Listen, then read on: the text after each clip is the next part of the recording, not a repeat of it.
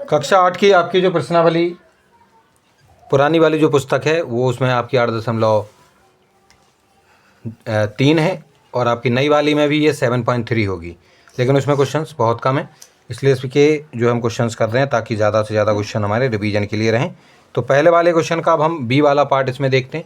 इसमें लिखा है कि रुपये 18,000 पर 2 सही 1/2 वर्ष के लिए यानी 2.5 वर्ष के लिए आपको 10% वार्षिक दर से वार्षिक रूप से संयोजित करने पर आपको एक तो कुल यानी मिश्र धन आपको बताना है कितना होगा, और साथ में ये भी बताना है कि इस पर चक्रवृद्धि ब्याज हमें कितना प्राप्त हुआ है। तो यहाँ देखते हैं, हम सबसे पहले लिखेंगे अपना मूलधन।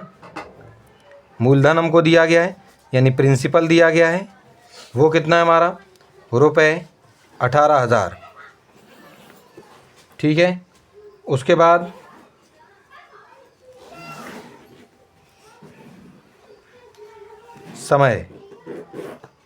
समय यानी टाइम कितना दिया गया है, वो दिया गया है 2 सही 1/2,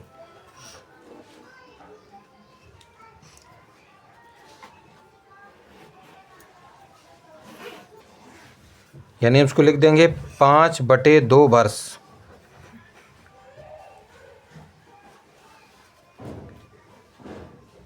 और यहाँ पर जो इसकी दर है, दर कितना है, रेट ऑफ इंटरेस्ट कितना है आपका 10% वार्षिक है यानी एनुअली, ठीक है। अब देखिए इस वाले क्वेश्चन में एक छोटी सी चीज़ का आपको ध्यान रखना, ये लिखने की ज़रूरत नहीं है, इतने में ही आपको समझने की आवश्यकता है कि उन्होंने कहा कि जो टाइम है, जो समय है, वो कितना है आपका 2 साल और आधा साल और यानी 2.5 साल की बात हो रही है। अब इसमें होगा ये, क्योंकि हम सभी जानते हैं कि फार्मूला हमारा क्या होता है इसका, ये देखिए ये होता है हमारा फार्मूला, इधर ये फार्मूला होता है। तो इस फार्मूले के हिसाब से जब यहाँ पर हमारे टाइम में अगर बटे में कोई चीज़ आएगी तो फिर हम उसकी, जैसे कि यहाँ पर देखो यहाँ 3 था तो हमने इस चीज़ को 3 बार लिख दिया था, अगर कोई चीज़ बटे में होगी तो क्या लिखेंगे, फिर तो वहाँ हमारे लिए दिक्कत की बात है, ठीक है कि नहीं। तो इस वजह से हमें क्या करना पड़ेगा यहाँ, इसके लिए हमारे पास एक उपाय होता है कि अगर हमारा वर्ष कहीं पर कोई आधे या इस तरीके की चीज़ों में है तो सबसे पहले ये देखिए आप कि फिक्स आपको कहाँ पर क्या चीज़ निकालनी है। जैसे सबसे पहले हम क्या करेंगे, पहले हम 2 वर्ष के लिए, केवल 2 वर्ष के लिए सबसे पहले हम क्या निकालते हैं, आपका जो चक्रवृद्धि ब्याज है यानी मिश्रधन आपका जो है निकालते हैं, ठीक है कि नहीं। तो हम क्या करेंगे कि आपका जो मिश्रधन है, मिश्रधन यानी कि आपका जो अमाउंट है वो कितना है, उसको निकालने का तरीका होता है P ब्रैकेट 1 + R/100 और यहाँ पर जो है आप टाइम लिखते हैं यानी N। यहाँ पर हम P मिश्रधन आपका कितना मानेंगे, आपका जो है मानेंगे बच्चों हम यहाँ पर 18,000, ठीक है, ब्रैकेट 1 + R कितना है, समय कितना है आपका, रेट ऑफ इंटरेस्ट कितना है आपका 10% वार्षिक, तो 10 लिखेंगे, बटे में आपको 100 लिखना है। और यहाँ पर आपका N यानी समय, अभी हम केवल 2 साल के लिए निकाल रहे हैं, 2 साल के लिए हम क्या करेंगे, अभी इस पर आपका जो ब्याज है चक्रवृद्धि ब्याज उसको हम प्राप्त करेंगे, ठीक है जी। चलिए इसके बाद हम क्या करेंगे, इनको सरल करेंगे तो क्या उत्तर आएगा हमारा, देखिए क्या क्या लिखा हुआ है 10/100, ये तो खैर सिंपल होता है हमारे लिए, 10/100, यहाँ 1 है, हम क्या करेंगे 10 एकम 10 और यहाँ 100 है तो ये आपके यहाँ 10 बचेंगे, यानी जवाब क्या रह जाएगा 1 + 1/10 इतना आएगा, यानी हम लिख देंगे यहाँ पर 1 + 1/10 और उस पर पावर हमारी कितने यहाँ पर अभी 2 हैं, ठीक है कि नहीं। चलो उसके बाद हम ये 18,000 लिखेंगे और इतने को, ये जो ब्रैकेट है इसको हम सॉल्व करेंगे, तो ये लिखा हुआ था तो इसके नीचे हम 1 लगाएंगे, इन दोनों का जो एलसीएम होगा वो 10 होगा, ठीक है, 1 से इसमें करेंगे तो 10 आएगा आपका जवाब, 1 से भाग जब करेंगे इसमें 10 और 10 का गुणा 1 में करोगे तो 10 एकम 10 और यहाँ 10 से 10 में भाग करोगे 1 आएगा, 1 का गुणा ऊपर लिखे हुए 1 के साथ तो 1 आ जाएगा, यानी जवाब होगा 10 और 1 11, 11/10 आपका यहाँ पर जवाब आ जाएगा। तो कितना लिख देंगे 11/10 और उस पर पावर क्योंकि 2 था, ठीक है। यहाँ पर हम लिखेंगे 18,000 और यहाँ पर आपका 11/10 और 11 में आपका 10 2 बार हो जाएगा क्योंकि स्क्वायर है। हम क्या करेंगे, आपका 1 जीरो से 1 जीरो और 1 जीरो से ये 1 जीरो, तो कौन कौन सी चीज़ें बची रह जाएंगी, आपकी 180, ठीक है। हम यहाँ इसको आगे लिखते हैं 180 और 11 गुणा 11 आपका यहाँ पर बचा रह जाएगा। यानी कि जो आपका मिश्रधन है, यानी जो आपका अमाउंट है वो कितना हो जाएगा 180 और गुणा 11 और गुणा 11, ये आपको करना पड़ेगा। तो देखिए 11 और 11 का जो गुणा होता है 121 होता है, यानी 11 गुणा 11 121 हो जाएगा। 121 का गुणा आप करेंगे आपके 180 के साथ, तो 121 का गुणा हम यहाँ पर आपको करके बताते हैं। 1 का गुणा होगा तो सेम ही संख्या आने वाली है, और 2 का गुणा होगा तो यहाँ पर उसका डबल हो जाएगा 360। एक अंक और एक अंक और छोड़ना पड़ेगा, यहाँ पे 0 8 और 1 हो जाएगा, 0 8 7 11 और यहाँ पर 2, यानी कि 21,780 कितना आएगा 21,780 रुपये। इतने रुपए आपका कितना हो जाएगा, ये 2 साल में ब्याज के साथ इतना पैसा हो जाएगा। और हम सभी जानते हैं कि जो चक्रवृद्धि ब्याज होता है, जो चक्रवृद्धि ब्याज होता है वो ब्याज पर ब्याज लगता है, यानी कि अब इस पर पूरा ब्याज लगेगा।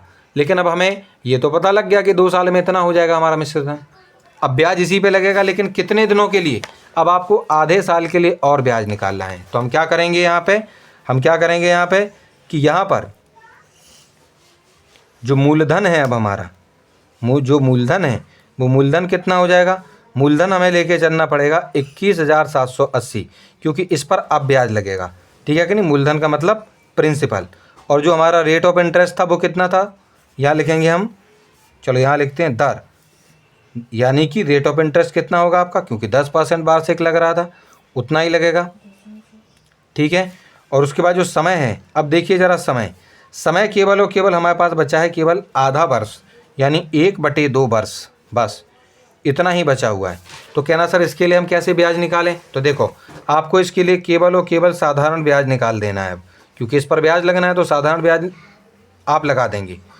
इस फॉर्मूले से, साधारण ब्याज के फॉर्मूले से आपको इतने रुपए पर आधे साल के लिए कितना पैसा देना पड़ेगा आपको पता लग जाएगा।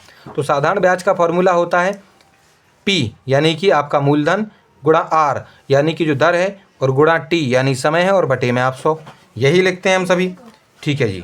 बराबर प्रिंसिपल कितना है हमारा, क्योंकि अब 21,780 दूसरे वर्ष के लिए ये था, इस पर ब्याज लगेगा आपका, गुणा रेट ऑफ इंटरेस्ट, क्योंकि 10% ही चलना था, टाइम क्या है 1/2, और बटे में कितना था 100, इसके साथ गुणा में रहेगा, ठीक है कि नहीं। चलो इसमें क्या करेंगे कि देखिए छात्रों, यहाँ पर आपके 1 जीरो से 1 जीरो कट जाएगा और 1 जीरो से 1 जीरो कट जाएगा, उसके बाद कितना बचेगा 2178, और यहाँ 1 बचा है और यहाँ पर भी 1 बचा है, तो उनका जब गुणा होगा तो इतना ही आएगा 2178, और बटे में कितना है बच्चों 2, इससे हम भाग करेंगे तो यहाँ आएगा 1 0 8 और 9, यानी 1089, और यानी इतने रुपए और आपके आधे साल के लिए और आपको जो है यहाँ पर ब्याज के रूप में यहाँ पर ये पैसे मिलेंगे। ये ब्याज होता है, जबकि ये जो जब निकालते हैं ना हम, ये जो चीज़ निकालते हैं इसमें आपके ब्याज के साथ पैसे भी होते हैं। तो मुझे ये बताओ, जैसे 2 साल में मैं ब्याज के इतने हो गए थे कि ब्याज भी था इसमें, और साथ में आपके जो मूलधन था वो भी थे इसमें रुपये, क्योंकि वो मिश्रधन था आपका, ये मिश्रधन निकाला था 2 साल के लिए, क्योंकि इस पर चक्रवृद्धि ब्याज लग रहा था, और ये वाला आधे साल के लिए और हो गया, और हमसे 2.5 साल के लिए ही पूछा गया था। तो कुल मिलाकर मुझे एक बात बताओ, 2 सही 1/2 वर्ष के लिए अगर हम आपसे ये कहें कि मिश्रधन कितना हो जाएगा, कुल धन कितना हो जाना चाहिए, तो देखो 2 वर्ष का मिश्रधन, 2 वर्ष वाला जो मिश्रधन था, यानी कौन सा, ये वाला जो 2 वर्ष वाला मिश्रधन था, और उसमें आपको जोड़ देना है 1/2 वर्ष, 1/2 वर्ष का साधारण ब्याज भी आपको उसमें जोड़ देना है, यानी अभी अभी हमने ये जो निकाला है आपका छात्रों। तो 2 वर्ष का मिश्रधन था बच्चों हमारा 21,780 रुपये, और आधे वर्ष का जो मिश्रधन है, सॉरी जो ब्याज है वो कितना है हमारा 1089।